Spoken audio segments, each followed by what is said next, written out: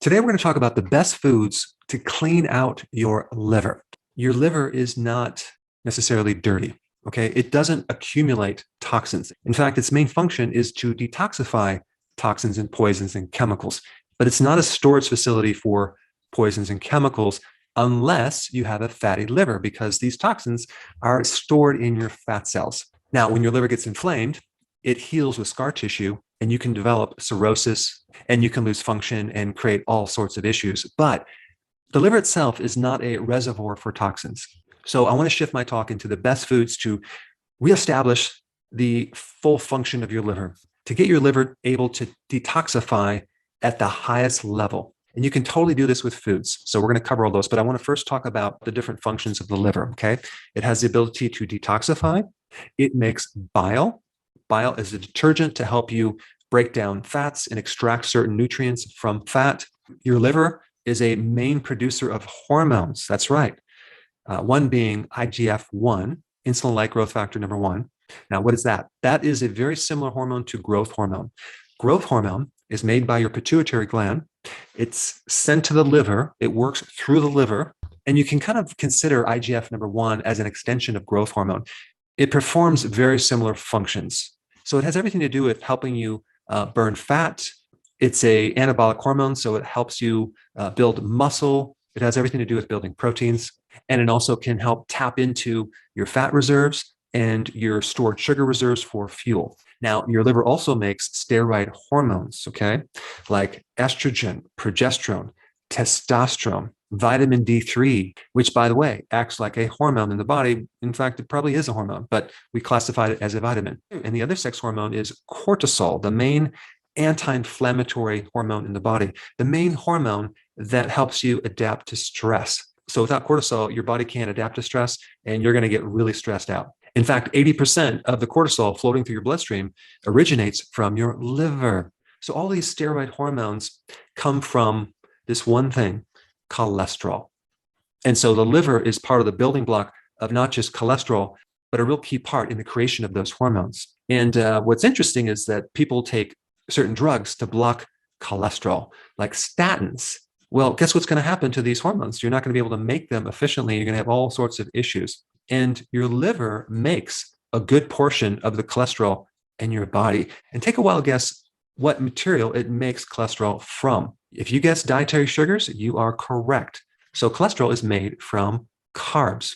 And cholesterol also makes certain proteins that transport things in the body, like cholesterol, like estrogen, like testosterone, different hormones. Because these hormones made from cholesterol can't travel that well through the blood, your liver packages them in protein so they can be transported. So your liver has a post office function in that it is able to package certain things and send them throughout the body. Now, these proteins just don't transport certain things. They also buffer or regulate certain hormones. So if there's too much estrogen, for example, or too much cortisol, your liver will buffer that with these proteins to make sure that things are in balance. All right, so those are just some of the many functions of the liver. Your liver actually has 500 different functions. Now, before I get to the food, I just want to briefly mention the different symptoms that occur when you have damage to the liver. One would be itchiness in the body. Another one would be that your skin and the whites of the eyes turn yellow. That's called jaundice. The next one is lethargy. And then you have achy joints. So many people who are stiff and have inflammation in the joints really have a liver problem.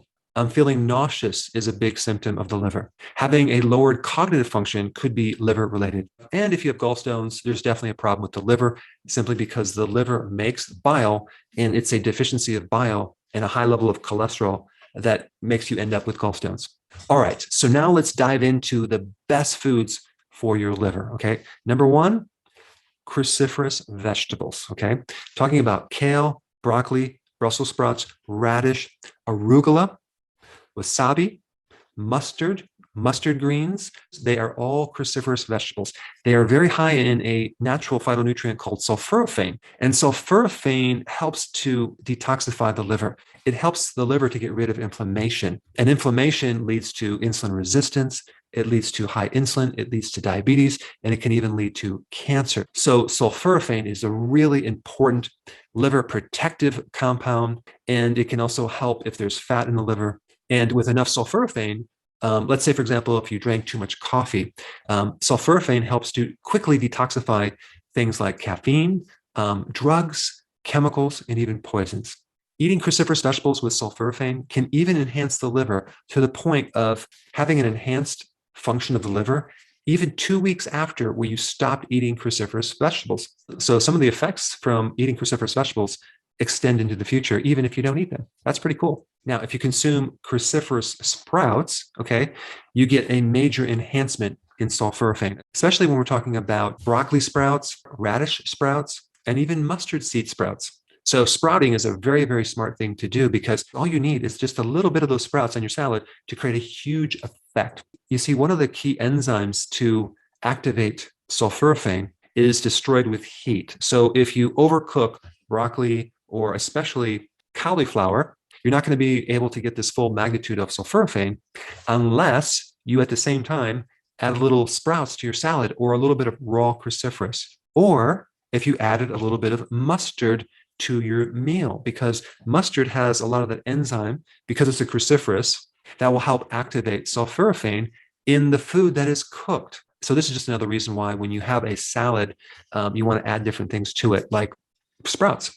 And there's many other phytonutrients in cruciferous vegetables that support the liver function, which also have a lot to do with decreasing complications from diabetes and free radical damage, and improving sensitivity to insulin and improving insulin resistance and just supporting your blood sugars. Personally, I consume a lot of arugula in my salads. So that is just loaded with those enzymes to activate sulforaphane. I also do a lot of raw cabbage, like coleslaw, for example, and sauerkraut, which is just loaded with the enzymes to activate sulforaphane. So out of all the things you can eat, cruciferous is at the top of the list. Now, the number 2 item is garlic. Now, garlic is something that is loaded with sulfur, and sulfur is a wonderful thing to detoxify the liver and also act as a natural antibiotic. So it's very, very antibacterial, antifungal, antiviral. And garlic is really good for stripping off fat from your liver. And garlic also has a lot of vitamin B1 as well. I mean, garlic is just one of those superfoods. It's anti-inflammatory. It's a very powerful antioxidant, and it has huge anti-cancer properties. All right, the next one for the liver is turmeric, okay? Now, the active phytonutrient in turmeric is curcumin. Curcumin is just a powerhouse in reducing inflammation. There was someone recently who had lifelong headaches, okay? And they had to take copious amounts of Tylenol for years and years and years, and their liver has been going downhill. And so one of the key things that she did is started taking turmeric on a daily basis. And so not only did her headaches go away, but now going in the future, not having to take Tylenol, her liver is going to do much, much better. Now, one thing I want to say about the liver is that the liver is rugged. It's tough. It can bounce back unless it's completely destroyed. It only needs a little bit of itself to function. And a lot of people have destroyed a good portion of their livers, and they're able to exist and survive, which is quite amazing.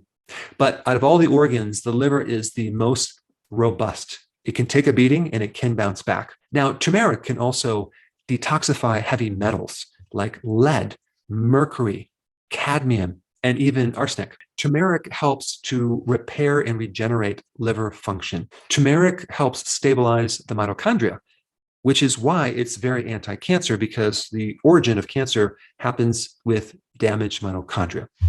Turmeric is very heavily studied, especially in its ability to decrease fat on your liver. So if you combine a ketogenic diet, low carb, with intermittent fasting and turmeric and some of these other compounds, you are going to be in really good shape as far as having a healthy liver. Now, the next one on the list is beets. Beets have always been known to help detox the liver. They can help reduce liver enzymes. If the liver enzymes are high, they can help reduce them.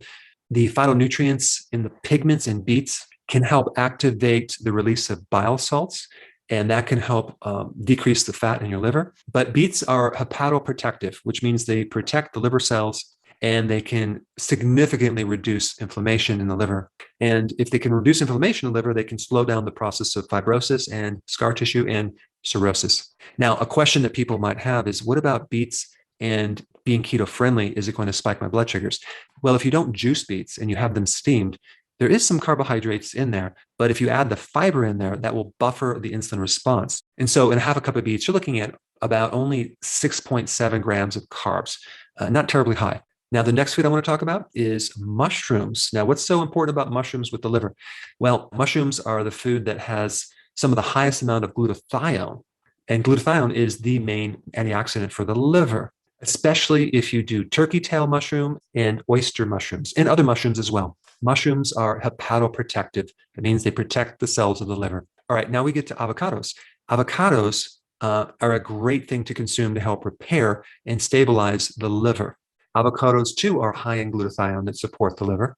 But the main thing about avocados is all you have to do is consume one avocado a week to see significant improvements in your liver function. Avocados are very, very anti-inflammatory, and inflammation in the liver leads to so many issues, including hepatitis, including fatty liver, as well as cirrhosis. So anything that can lower inflammation would be very good for the liver. And the last thing I'm going to recommend for the liver is extra virgin olive oil. Just a very small amount. In fact, just one little teaspoon in your salad dressing can create significant improvements in liver enzymes. Extra virgin olive oil decreases fat on your liver. It improves insulin sensitivity. It reduces insulin resistance. And it's a very powerful anti-inflammatory. So there you have it, the best foods to help support a healthy liver. And if you haven't seen some of my other videos on the liver, I created a playlist for you right here. Check it out.